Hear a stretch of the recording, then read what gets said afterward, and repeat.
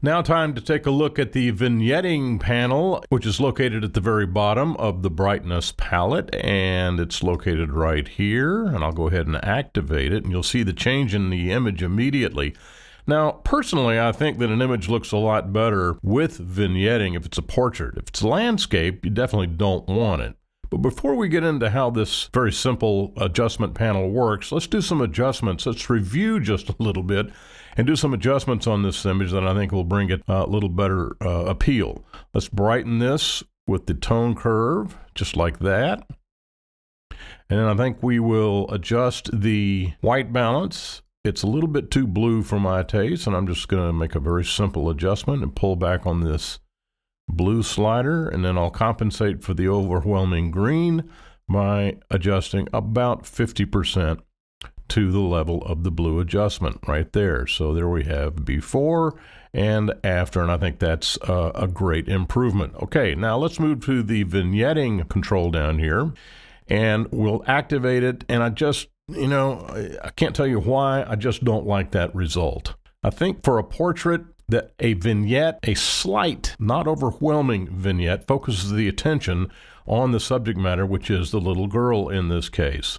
Now, if you want to adjust the vignetting, there's two ways to do this, two ways to approach it. You can let it be automatic with the DxO Optics module, which is what I recommend. Now, having said that, it's with the admonition that sometimes the automatic vignette correction is a little bit heavy-handed. It goes just a tiny bit overboard. It's not a huge problem, but I have noticed it some, and so you might want to kind of take a look at that, especially if you do landscape. You want it to be even. You want the exposure to be even in a landscape. So let's look at how to work with this. You can do it automatically with the DxO Optics module, or you can do it manually.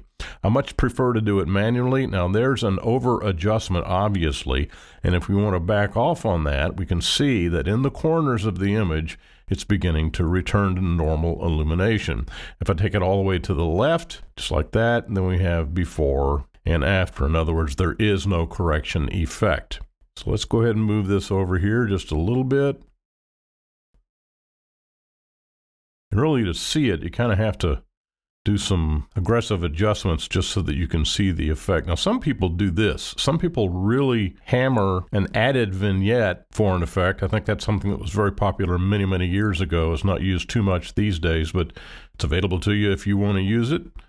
I would take this and go like that, and really just turn the whole panel off to add some vignetting. Now, shooting at 2.8, at f2.8, you're going to get vignetting. I don't care what you're shooting. I don't care what your focal length is. If you're shooting at 2.8, f2.8, you're going to get vignetting. If you shoot at f7.1 or 8 or 9, then you're not going to have it be an issue so much, but definitely at f2.8.